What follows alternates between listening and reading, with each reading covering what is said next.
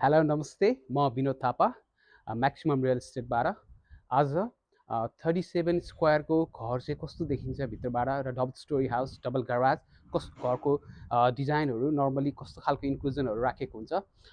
we gonna have a house tour let's go inside alright अब जब हामी घरभित्र छिर्छौँ यो घरमा पर्टिकुलरली एउटा लाउन्ज स्पेस एउटा स्पेस छ जसलाई तपाईँ लाउन्जको लागि प्रयोग गर्न सक्नुहुन्छ अब त्यस्तै फ्लोरिङको कुरा गर्नुपर्दा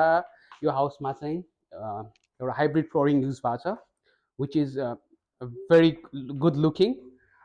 त्यसपछि हामीसँग अर्को एउटा रुम छ जसलाई चाहिँ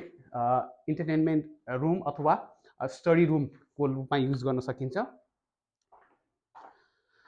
and on my right hand side एउटा laundry area which has external access छ त्यसपछि बेसिन एरिया अनि त्यसपछि स्टोरेज एरियाहरू पनि प्लेन्टी छ त्यस्तै गरी एउटा फुल बाथरुम चाहिँ यो घरमा डाउन स्टेयर्समा पनि छ विथ सावर वास फेनिटी त्यसपछि टोयलेट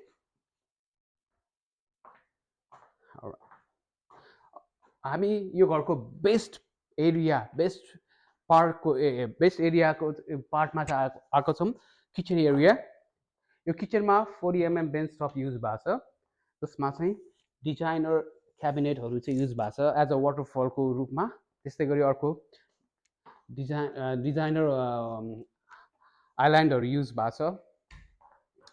छ यो स्पेस चाहिँ हामीले फ्रिजको लागि युज गर्न सक्छौँ त्यसै गरी यो चाहिँ 40 mm बेन्च टप युज भएको छ यसमा पनि त्यस्तै गरी यो कुकटप अपग्रेडेड कुकटप हो त्यस्तै गरी अर्को 1.2 को cooking oven with range hood अनि त्यसपछि स्पेस वार्डरोब स्पेसहरू अनि यो चाहिँ बटलर्स पेन्ट्री भयो बटलर्स पेन्ट्रीमा स्टोरेज एरिया त्यस्तै गरी यो बेसिन स्टोरेज एरिया